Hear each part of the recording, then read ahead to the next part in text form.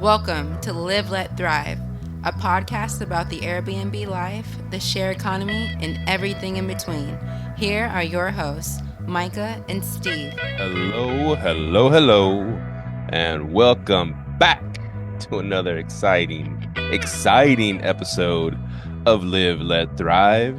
I am your host, Stevie Stacks, coming at you from Fort Worth, Texas, and this is your favorite short-term, mid-term, long-term rental podcast in all of the world, I believe. I keep saying it, man. You say it enough, then man, people believe it. I believe it.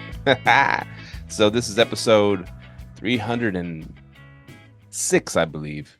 And first and foremost, I was gonna say, like the last solo episode I did, I think the audio was redlining, was going, if you look at the audio thing going up and down, it was going all the way to the top because my daughter must have come in here and moved some dials around on my M audio little recording little recording thing here.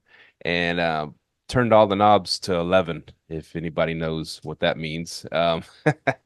So my voice was peaking out, but I got it back to a good spot, and need to turn my phone around because all these opportunities keep coming up of these arbitrages, which are very addicting. And yeah, we'll talk. Maybe we'll talk a little arbitrage today, but we're gonna start off by talking. Let's talk about the 7 stages of buying a property. Now, this kind of hits a little bit if you're like in the arbitrage space, if you get a new property or something like that. But not as much as when you're buying a property, because when you're buying a property, you're putting a lot of money down, the down payment. Um, Unless you're getting them for free somehow using some guru's method. But most of us buying houses are having to put a substantial down payment down, and investors have to put 20% down, unless you move into the house, live there for 6 months to a year, and then move out, which is how I house hacked into my first 4 houses.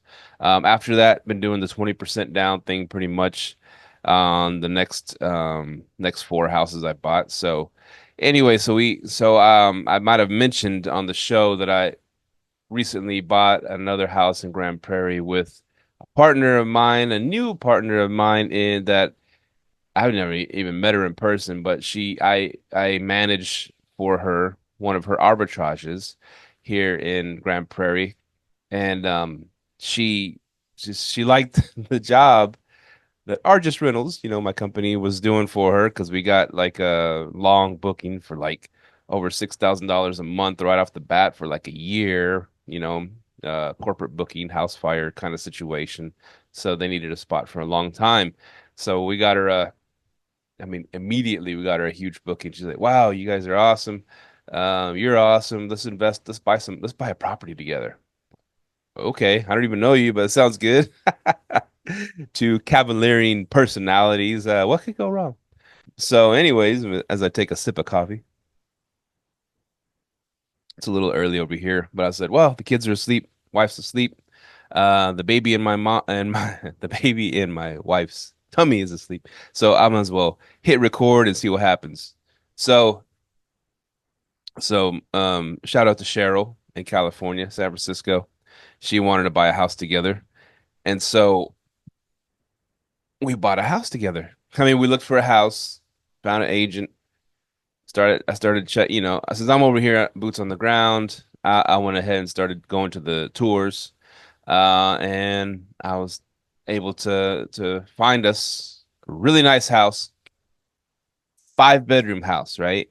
And what I noticed about this house was it was listed at the end of last year, which is a terrible time to list a house for sale, right around Christmas, you know what I'm saying?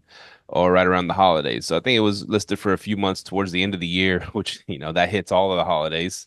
October, November, December is just all holidays. And nobody's really, families aren't really looking to buy a house. Not as much as the spring and summer, try to get a place settled, try to get a place before school. Of course, it's better weather to go out house shopping, and you try to get a spot and your kids settled in their new school and all that stuff. But yeah, holidays is pretty rough because it's the holidays. Spend a lot of money, got family coming over.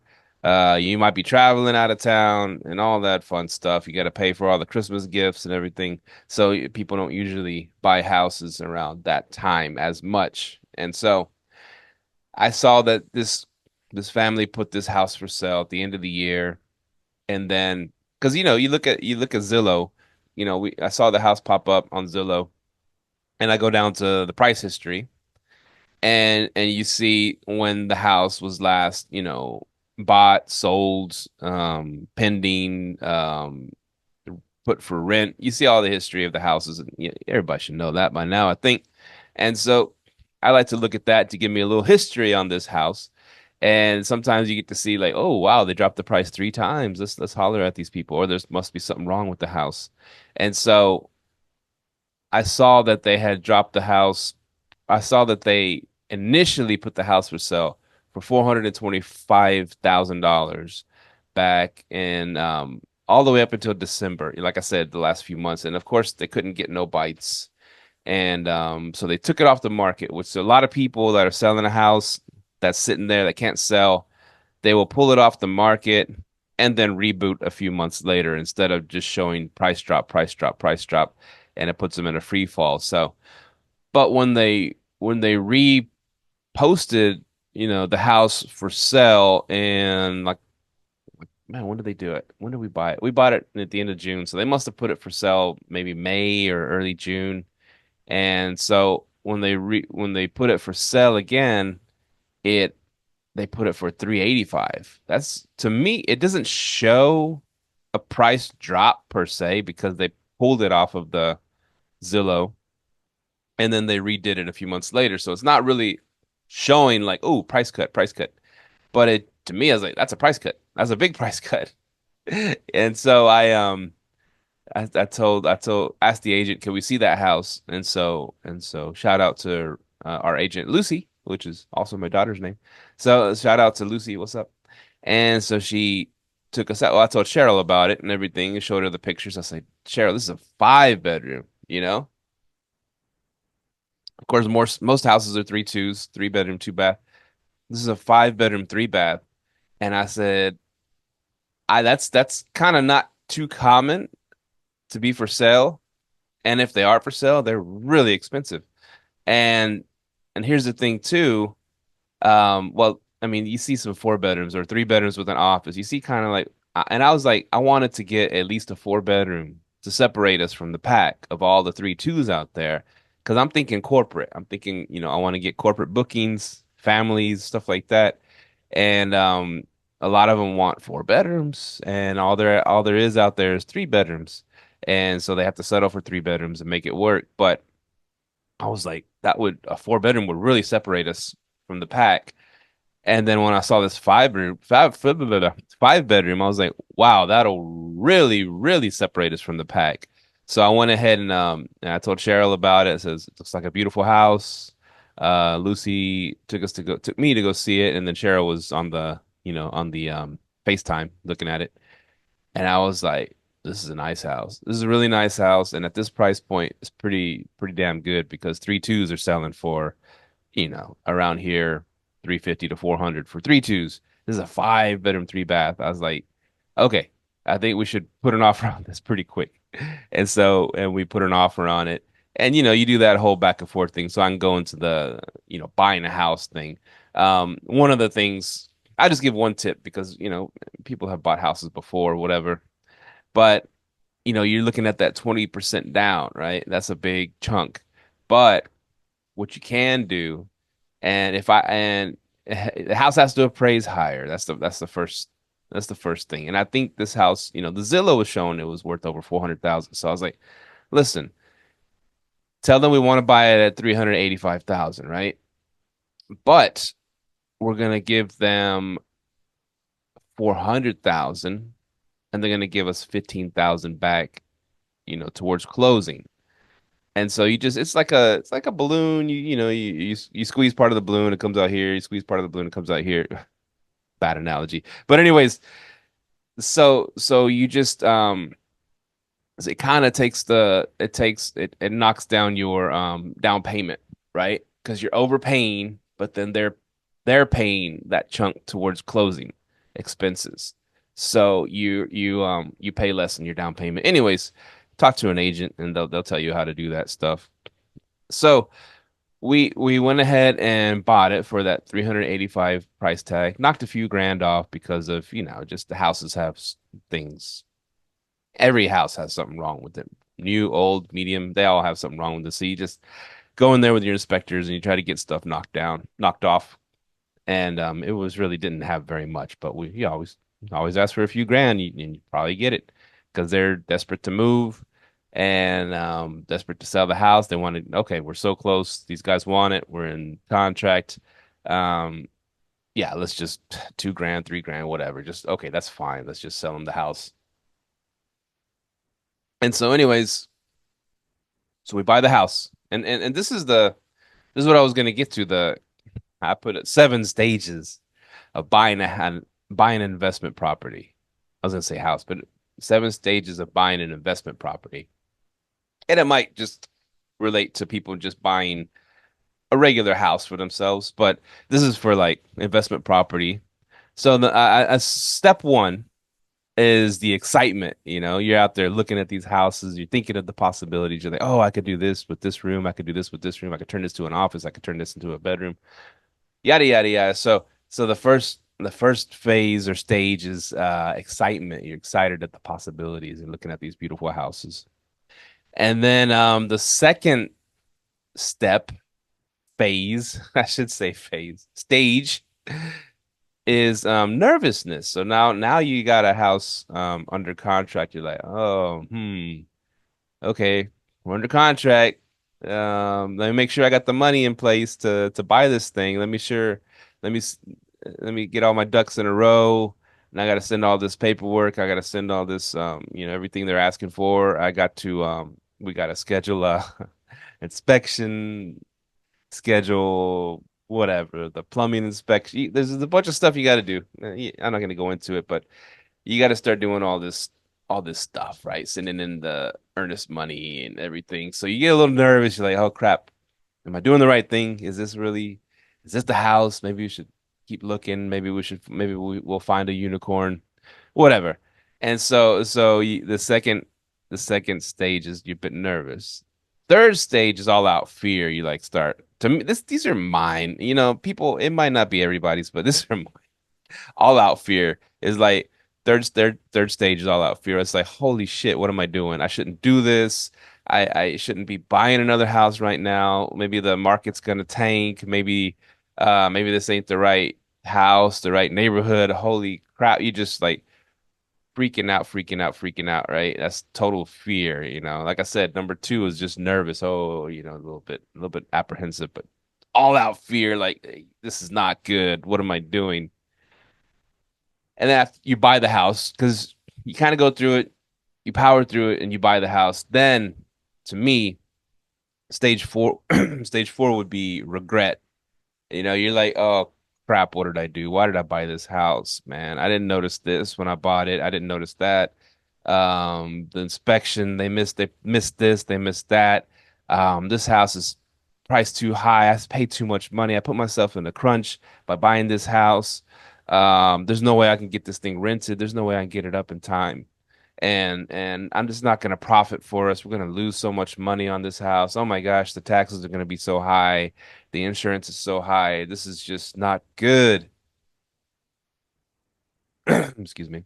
And so, yeah, just regret is the fourth stage of buying a property, an investment property, short term, midterm, whatever. And then you fix the house, you get it furnished, you get it looking pretty, and then you kind of like, okay, okay, we can do this. We've bought other houses before, or you got other arbitrages before. But we're able to furnish them, make them look nice, and we're able to rent them. Is what we do. We've always done that. So you're finally accepting. You're like, okay, this is not a mistake. This is not a bad deal. This is a good deal. I accept it. We're gonna do what we can with it. I mean, hell or high water will at least break even and still get the tax benefits. So you kind of acceptance. You're like, okay, cool. You get past the fear, you get into acceptance. And then the sixth stage is joy. I say joy. And it's because you get your first booking. You're like, okay, we got a booking. We got a booking, and it was for good money. And so you get joy, happiness. You're like, oh, okay, you go from acceptance to just pure joy. You're like, this is nice. This is why I did this. This is why we did this for this moment here. Just like this is cool. This is what we do. We know what we're doing. We know how to get a property looking nice and get it rented out, keep it rented out, and make customers happy, this and that. So there's joy. And then the seventh stage to me is pride, the pride, like, wow, look, I did it again. I got another house in the stable. This is another step towards building wealth for my family. You get this pride feeling. Wow, this is the eighth house. This is pretty cool. I didn't think I could do it. I was afraid to do it. I didn't want to take the step. I forced myself to do it. And now we got a house that's producing for us, making good money, and then you just get that pride feeling. So those are my seven stages of property, buying a property, an investment property to be more specific. And I just jotted them down real quick this morning, and I was like, that's pretty much, yeah, those are the ones. You got the excitement. Step one, excitement. Step two, nervousness. Step three, total fear. Step four, regret. Step five, acceptance. Step six, joy. And step seven, pride. So those are my seven stages that I go through when buying a house. And so right now I'm in the I say I'm in the joy phase, but touching on pride a little bit. I guess yeah. I'm proud of what was we were able to accomplish. And I'll say this too. So you get your first booking after you buy your property, after you get your property whatever up and running. And that's 'cause that's either when you purchase a property or you do an arbitrage. And anyways, that moment you get it all furnished. And here's the thing. And I've heard like business people and stuff like that say that don't I'll talk about, like, let me see, either Microsoft or something like that. Their higher ups would say, okay, we're gonna release this software or whatever it is. It's not perfect, but we got to release it. And so it's not finished. It's not perfect, but we got to get it out there. We can't just keep working on this thing till it's perfect. As it's not going to happen. When you get it out there, people start using it, then they start saying, "Hey, this," and then you go and fix it. So you don't. And that always stuck to me. You don't stress until you have to release or put out there this perfect product for a consumer, because I'll say it this way. I was working on this thing all the way up until last night. I was installing some smoke alarms. I was installing, I got the last little knickknacks. I had to get some first aid kits and fire extinguisher and CO2 thing, a detector, carbon monoxide detector. And I'm, I'll get to some other stuff. But so I was working on this thing until last night, and then I was leaving, and I told the crew, I was like, hey, listen, go ahead and list it. Well, I told him before I was even finished. I said, go ahead and list it. If someone books, let me know, because I'm already finishing up anyway. So right when I was leaving, someone booked, and they booked 3 nights for like over $1,000 for 3 nights. It's pretty good, and that's our first booking. So well, our of course our VAs handle everything. They say, yeah, y'all can check in now and blah blah blah. Send them the information. The lady's saying, her home was flooded a little, so they're getting it fixed, and so they needed a place for a few days.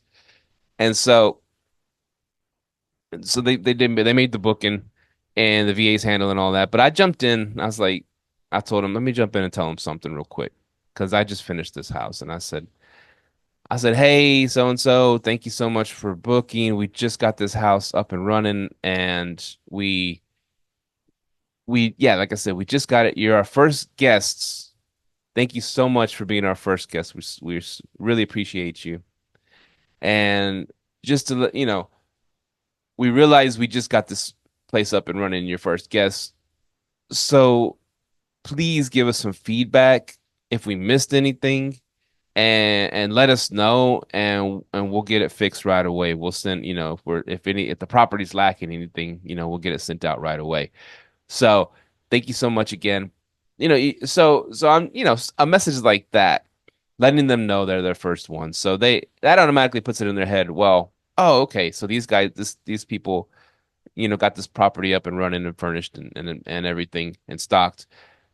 And so they might, they don't have the expectation of it being perfect because they might have forgot some things. And so these first guests, they're so grateful. She's so cool. She's like, "Oh, thank you. Y'all are saving us in a tough situation here. Y'all are heaven sent," she said. I was like, "Oh, cool." And and so she was, yeah, like I said, she was grateful and she said, "Okay, we'll do." So that automatically puts them in the space. They're like, okay, yeah, they're not expecting perfection because it's brand new. They might have, these people might have forgotten some things. And then you get feedback and you won't get, hopefully you won't get dinged with a bad review. And I think if you put it out there right away and you say, we might have missed some things and we'll fix them right away if you let us know. That puts it in a space where like, oh, okay, cool, I understand. And I'll let them know. And hopefully you don't get a Karen from hell as your first guest, but Karen from hells are, I will say, maybe 3 or 4% of the whole, all the bookings you're going to get. But it could happen. You could get a Karen from hell in your very first booking. I highly doubt it. Anyways, so those were my as I ramble on, those were my stages, and that was a tip when you do get a property up and running. Let the first guest know that this is brand new property. You might have overlooked some things, and please give us some feedback, and that way they'll give you constructive feedback, and you can improve your property. On that same note, here's something that I just, I've been doing this so long and I never even thought of this, all right? I've always heard before hosts in the past and say, "Yeah, go stay in your own properties so you know how comfortable it is and what you're missing and this and that." And I'm like, that's really, yeah, if you have like one Airbnb, you're starting out, okay, yeah, probably you could do that. Even that's difficult because, we're busy in life. We got jobs, we got families, we got this and that. We're not gonna, hey, let's kids and everybody, let's round up and let's go stay at a one bedroom unit of ours and see how it goes. And yeah, that's a little that's hard. That's a hard task just with one property. But when you got a bunch of properties and you get another property up every month or so, or every month or so, you don't have time to go stay in all your properties. So, but here's a tip, a quick tip, is to if you have friends that would be willing to do it, stay at a place for free. And this happened, this is one of the this is a property we had over 2 years already. It's like a one bedroom in Fort Worth. So we've had it, like I said, over 2 years. And a buddy of mine wanted to book it and for a few days, and he was cool with paying. Of course, right now is busy season. Right now, yeah, you charge a pretty penny for our properties, and because it's busy season, it's summer, and so he asked for if we had a place available, one bedroom in Fort Worth, and I said, yeah, we got one that's available for that week that you need it.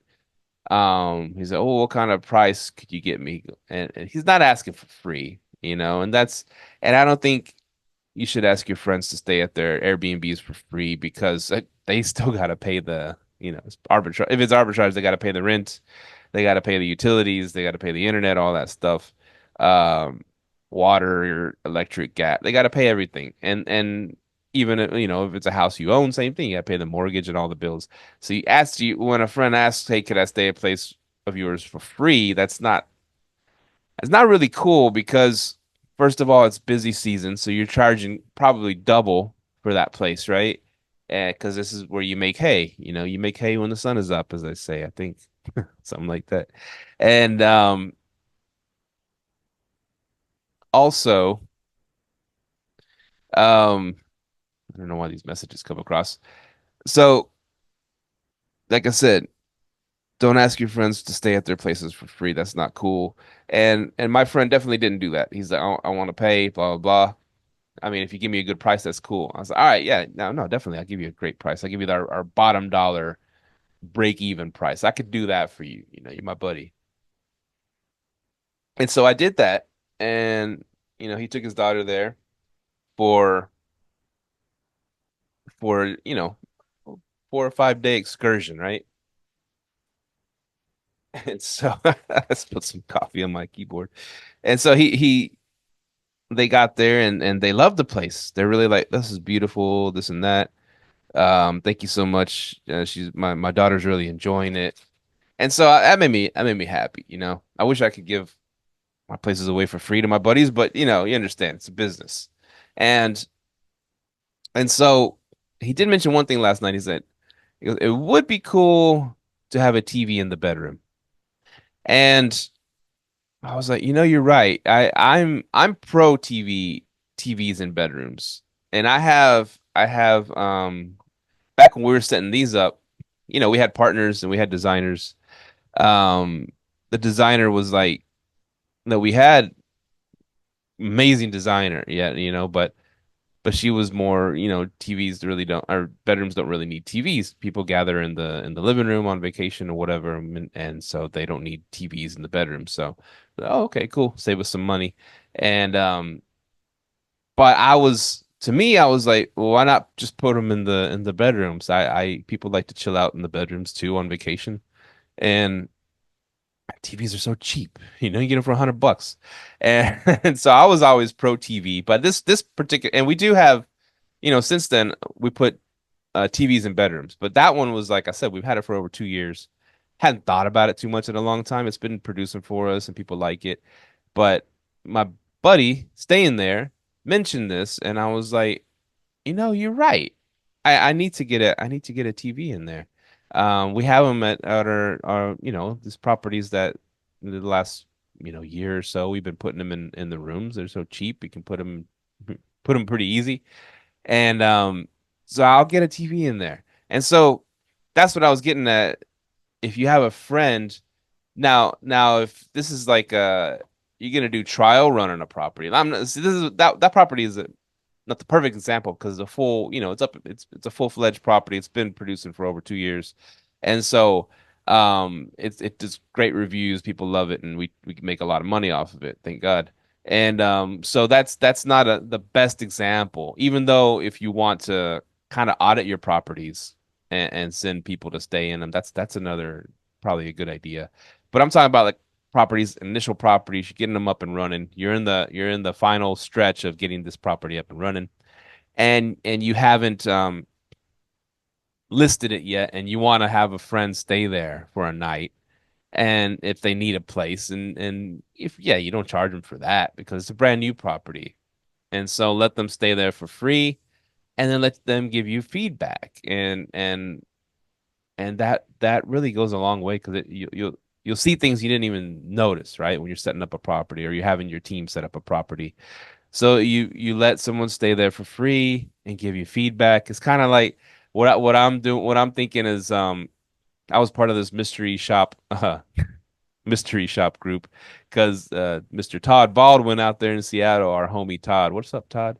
He's the 20, well, I guess he was in some bunch of magazines and stuff, a 20-something-year-old millionaire, and how he did it, house hacking, and then being really frugal. He was getting all this stuff for free through this mystery shopping.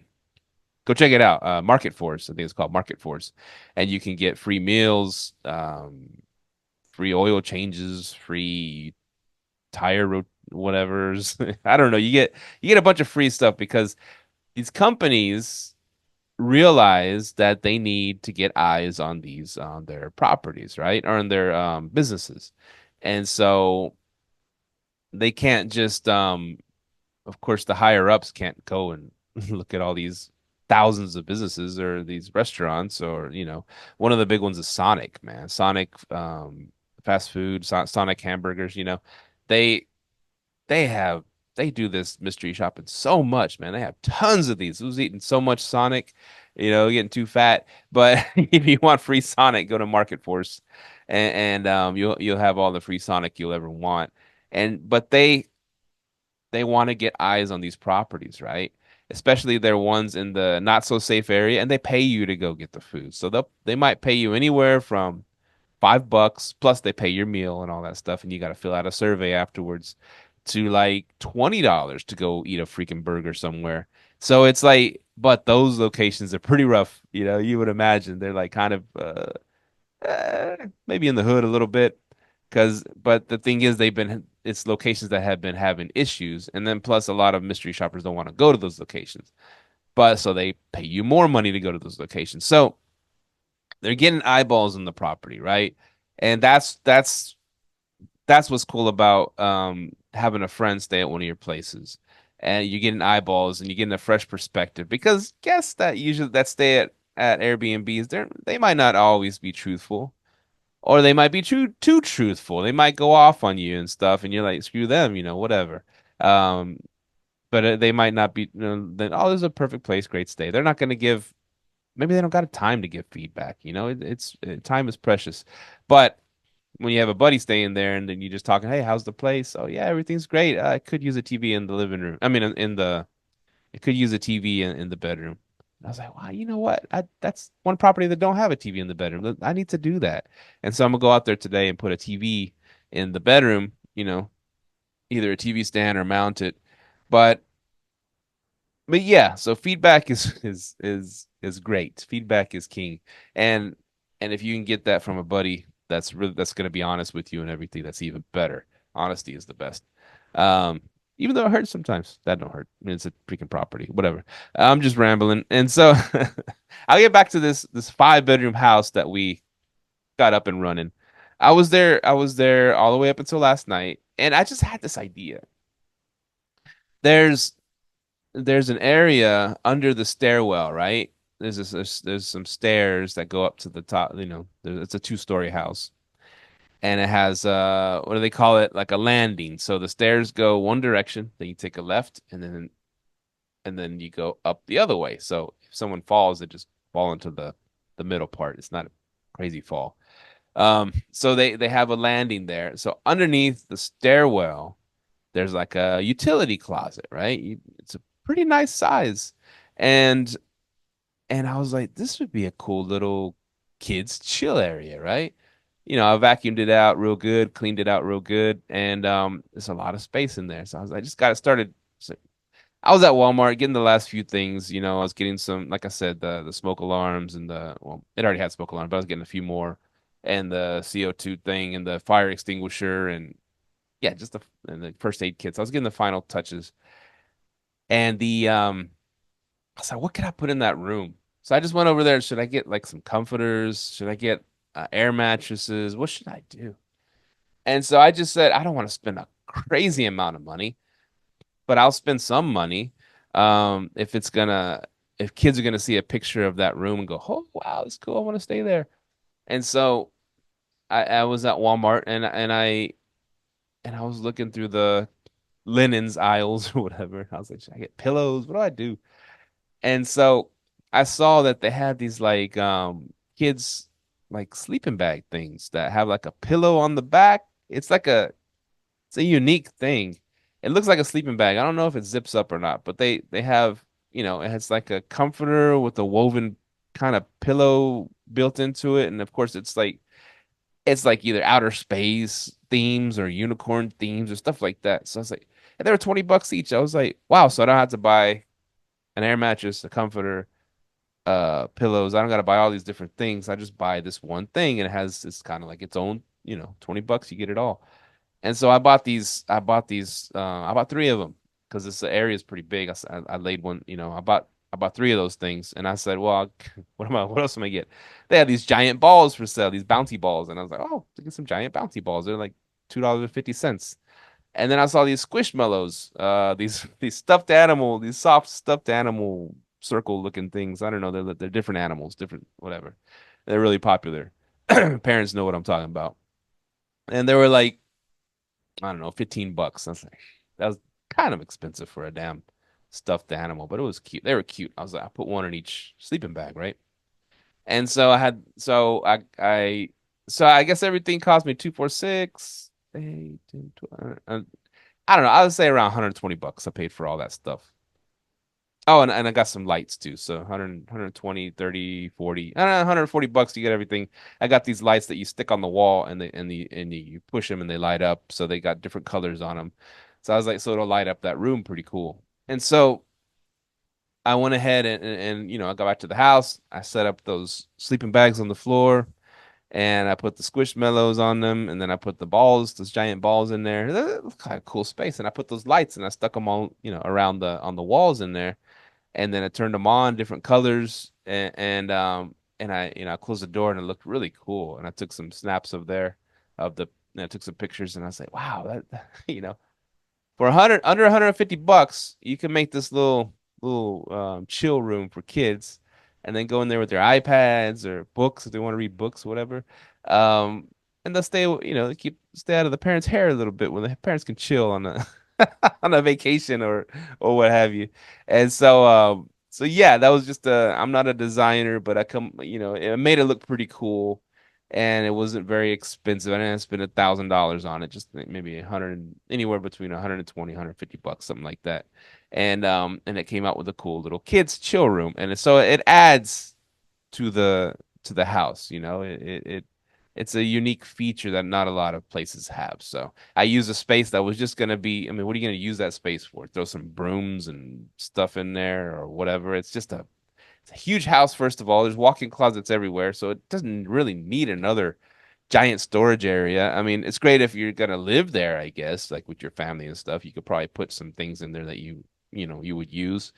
But as far as people staying at a place for, a few weeks, few months, whatever, it might not be totally necessary. And if they did want to start storing some, let's say a family wasn't in there for 3 to 6 months, whatever, they have a house fire, flood, whatever they're doing at their house, they can just roll up them sleeping bags, put them in the corner, and then they can use it for storage. And so it can still be used for storage if need be, or if people don't have kiddos, whatever. And so that was just my little idea, my last minute idea. I thought it would be pretty cool. I sent it to some pictures to Cheryl, and so that we got it some feedback right away because her son, man, how old is he? 7, 8 years old, something like that.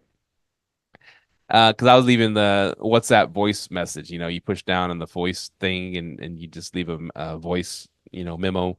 And I was saying, hey, we just finished this. Check it out. And I sent the little video of that place and some pictures. And she said, "Wow, it looks amazing." And then she left a voice memo, but it was her son. Oh my gosh, that's a great place. That's like a hideout. That's like a fort. I made one at my house, but that one is even cooler than mine. And it just so that he was already excited about it. And so when your kids get excited about something, you really like, oh, okay, we'll get that house because it has that cool chill area. And of course he's looking at it as a fort, as a castle, or their kids' imaginations are freaking awesome. And so we got our instant feedback from Cheryl's boy. Shout out to Cheryl's kiddo. Um, Another thing I was gonna touch on toilet, and this is a feedback from my from my handyman because he was there. He brought some. Oh, yesterday, he was installing some the washer and dryer. Right, we had everything, got the fridge already in there, and just needed the washer and dryer. He was still installing that, and then Pablo. Is hey, where's the restroom? Can I use the restroom? He's like, yeah, there's one right there in the hallway. And he went and used the restroom. And he came out, he's like, hey, I would suggest changing out the toilet seats. And I was like, yeah, yeah, I guess, because this like the family we bought this house from have been there forever. And toilet seats get regular wear and tear. They're not dirty. They just get that regular wear and tear to them. You know what I'm saying? And so it's just another thing he had, because I was busy doing so many other things. I just slipped my mind. I was like, wow, I need to swap out them toilet seats. And so so when these guests leave, it was already, I was already running out of time yesterday. So I had to finish some things and I didn't have time to go to Walmart and go buy toilet seats or Home Depot. But I mean, you can get toilet seats for anywhere between 10 and $20 for a toilet seat, but it makes a huge difference. It makes it look so like the toilet look brand new. And so I that's another thing you really need to consider if you're gonna arbitrage out of a house that's already, people have lived in, or you're buying a house and yeah, switch out them toilet seats. It doesn't take very long. It's just two screws, you just unscrew the old one and screw in the new one. It's a little yucky. You put some gloves on maybe because you don't know what's lurking under that toilet seat area. But yeah, highly suggest to do that. Now, if it's a brand new apartment or whatever, you don't have to worry about changing out the toilet seats. But if it's yeah, a lived-in place that you're picking up, definitely change out the toilet seats. And we went over yeah, we went over a lot. I did get the photos finished yesterday too. Well, the photos were finished like a couple of days ago. And then the I asked my photographer, shout out to Edgar, great photographer here in the area. If you need one, hit me up. I'll give you his information. But I asked him if he could do a 3D Matterport as well, as the photos, because I was like, so we needed a 3D Matterport and then like a video walkthrough kind of deal. Because here's the reason. I've never done them before. But as I'm moving more and more towards doing corporate rentals, 30 days plus, probably around 3 months to 6 months in most cases, people that are going to stay that long that they really want to see the house before they move in. And the problem with that is, a lot of our places are hybrid Airbnb or short-term rentals slash midterm rentals. So a lot of times they're booked up, and I don't I don't want to keep my houses empty. That I want to get them booked and making money. So it could be either like towards the end of a long stay. Let's say this people are going to move out August 1st, right? And the new people the new people want to look at the place like around, July 25th. They want to look at it before they decide to move in August 1st or whatever they're going to move in. Excuse me. And so a lot of times it ain't they can't. I'm not gonna have them tour it while someone else is there. I think I've done that a couple of times, and I just don't. It's not a good situation. And I'll send them as many photos. I said, okay, you see the photos online. Here's some more photos that I had taken, and I might have done like just a me video walkthrough, while I'm there, just to send to my team to show them where everything is at. I might have done some of those, and now I always do those, but I'm going way back. I might not have done those in the past. So I really can't. I said, okay, you can't tour it because there's somebody there, but um here's some more photos and a video. So as like I said, as I've been moving more towards corporate, I wanted to find a way to give people a tour without them actually having to tour the house. And so of course, the video walkthrough is great. You walk through with the camera, whatever. But these 3D Matterports are really cool because have you seen it when you go on Zillow and you can look at a 3D Matterport and you just tap on your phone or your screen and you can walk around the house looking at your phone or your computer. You can literally, do like a virtual tour, go left, go right, look up, look down of the house, and you don't have to be there. And it's really cool. It costs a little bit more money, but I was like, I think this house is gonna be doing a lot of business. People are gonna be asking about it, wanting to tour it, and you can even put the 3D Matterport on Zillow now. You can add it to your Zillow, so people can do the tours themselves. It's not the same as being there and doing a tour, but if that's not a possibility, I think the 3D Matterport is the next best thing. And so I've started ordering those from now on for corporate properties. Now, a one bedroom condo somewhere, which I'm not really trying to pick up more of them unless they're like in a great look, gonna make me a lot of money. But one bedroom condo somewhere, you don't really need a 3D Matterport made for that, I don't think. And you might as well do it anyways if you want. If it's, a high end property, sure, go ahead and do it. But if it's just middle of the road property, I wouldn't be paying, a few $100 more for 3D Matterports for those. But maybe you should. Maybe there's gurus out there that say you should do it to every single property, but I don't know. Houses for sure that you want to get corporate stays at, I would do the 3D Matterports with your photo package. Now, you want to do all of it together because you get a discount. You want to do the photos, the 3D Matterport, and the video walkthrough. Drones, I don't know. Unless you have like a farm, you were showing people you can do some drones at the farm, or something like that, or a high-end Lux property. You want to do a little drone to go over it. That's pretty cool.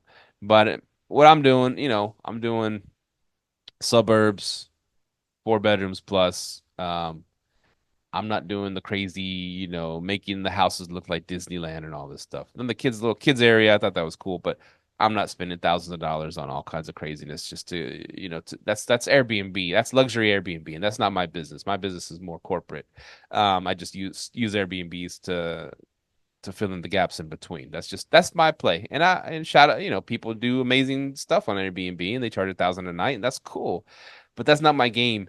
You just got to realize in this, what is your game? What is your play? What are you trying to do? And don't try to just copy everybody. And I love design. I love watching these amazing designers on Instagram and stuff. I'm like, wow, that's so cool.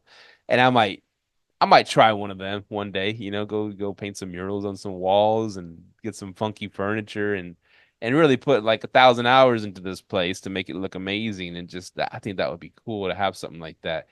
But I'm scaling. I'm picking up properties every month, and I don't really have the time and the money to be pouring into stuff like that. And then or investors in place, a couple investors, but not nothing to that scale. I want to scale and doing those kind of properties, I guess I don't think you can crank them out every month. You know what I'm saying? But a regular 3-2, 4-2 house, you can. I got it pretty down where I can get one up and running in a week. And getting corporate stays right away. So that's my play. That's my own short-term, midterm rental journey I'm on right now. And I think have I rambled enough already?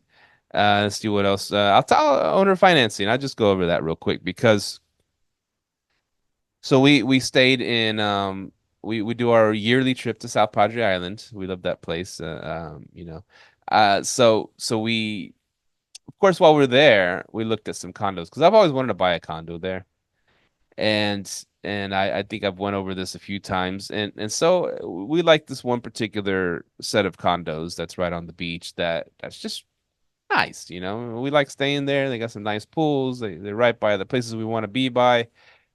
And so it's like if we're gonna buy a spot, we're gonna buy a spot here. And they had some for sale there. So we went and we had two. There was two for sale. So we went and checked them out, and they were nice. And one was a 3 bedroom, 2 bath condo. That's crazy. And then one was 1 bedroom, 1 bath, but they had this like spot in the living room where you can kind of wall it off a little bit and make it like a second bedroom, a makeshift second bedroom. So you could utilize it as a second bedroom. And and so we like this place. It's considered a condotel, which I just I never heard that before. So what a condotel is, it's a cluster of, I guess, condos that are individually owned, right? And then yeah, it's a set of condos that are individually owned, and but there's like a front office.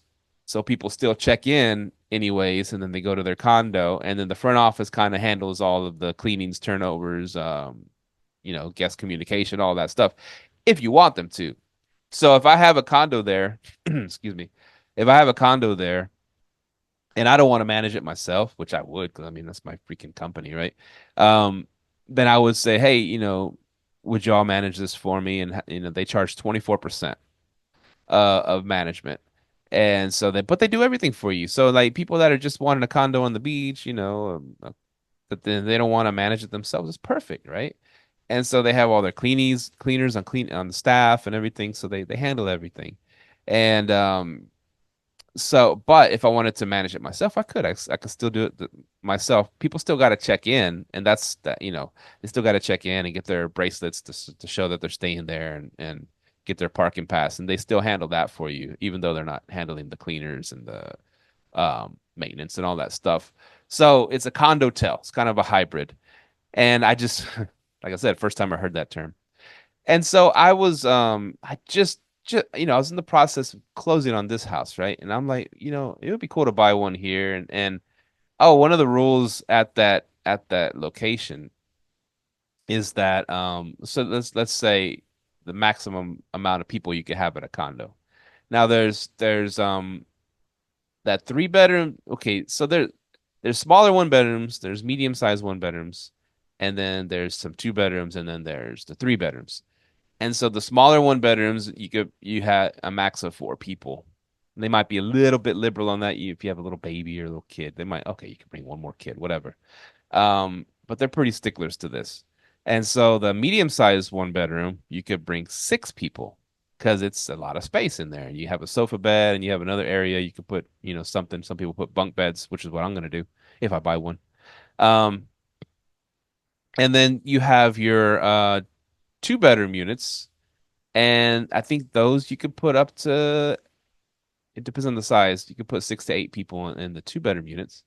And then the three bedroom, two bath one, it's a maximum of eight. And I was like, that kind of sucks because there's one bedrooms that you could put six people in, right? And then this giant, massive three bedroom, two bath, it tops out at eight. There's only two extra people. So to me, I'm doing the math. The one for sale for the three bedroom, two bath is for sale for like $425,000. It's a lot of money. And the one bedroom for sale that you can kind of convert into like a two bedroom type deal, is for sale for like 300,000. And that one you could put six people. So to me, I'm like, is it worth all that extra money if you can only really benefit? The only benefit is you could put two more people in there. And so doing the math that way, I was thinking to myself, I really needed a drink of water. So doing the math that way, I'm like, I don't know if it's worth the bang for the buck. Good water. And so I'm leaning towards the one bedroom because of that. Now, if they said that three bedroom, two bath condo, you could put 12 people or more in there, I would definitely lean towards that. But the fact that it caps out so low at 8 people, I was like, that's not really um that's I'm looking at it as an investor, right? That's not really, I don't know. Anyways, all that being said, I was like, I really didn't want to go through another loan process. We bought the big house in Grand Prairie, the 5 bedroom house, using DSCR, like a business type loan, DSCR. You can look that up. But it's based on your business performance, not your own personal credit, stuff like that. Um, they just care if you have the money to buy it, and if you have good business history and your rentals are doing good, whatever your business is, they'll let you buy it with that. Now, I really didn't want to get into another loan situation. I really didn't want to pay a huge down payment because a $300,000 house or $300,000 condo, you're going to be paying, $60,000 to get into the place, right? Six plus the closing costs. You'd be paying like close to $70,000. I was like, shit, I just dropped a nice chunk of change trying buying this 5 bedroom house. And then to drop another big chunk of money, I don't know. But it's been on the market for a while, and so I was thinking of doing the owner finance route. And and owner financing, if you look it up, look up Pace Morby and all that, and look up, well, he's more subject to, but he does owner finance too. So it's pretty much you're buying a house from somebody that's already that they own full and clear, whatever they paid off already, and they want to sell it. So you're buying a house from somebody, and you don't want to go through the bank. You want them to be the bank. They're the owner, and they're financing you. So with that, you just come up with your terms, and so I, as you know, I've been busy as heck with this new house. But I came up with some. You know what? I'm gonna send them some terms, and I'm gonna leave. It's been on the market for a while. I don't need this condo.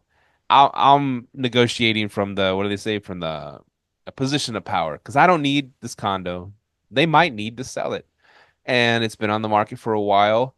So I'm gonna go in with a respectable lowball offer.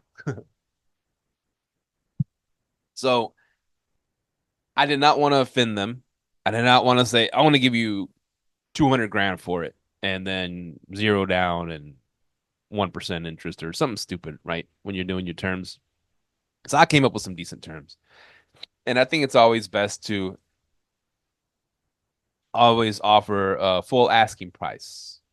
And so I said, okay, and you put it up there, full asking price. I'll give you all your money, $300,000.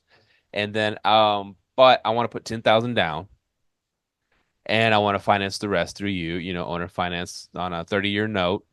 And of course, I'm going to pay all the HOA, insurance, taxes, everything, and then assessments, whatever. And this is what you're gonna make monthly from me for the next 30 years. And at the end of the loan, instead of you making just 300,000 from selling it to me today, you'll actually make 570,000, whatever the number is. I think it was like something like that. It was over 500,000.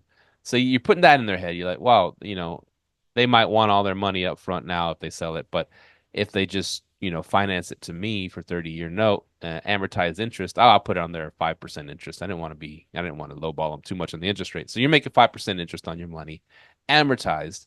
So you're gonna, at the end of it all, you're gonna make like $570,000 instead of $300,000. I said, plus, it lessens the tax hit you would make. Like, so if they sold it for 300,000, Uncle Sam's gonna want whatever 25% of your profit you made selling it, and this way you won't take that huge tax hit because I'm giving your money in increments, every year.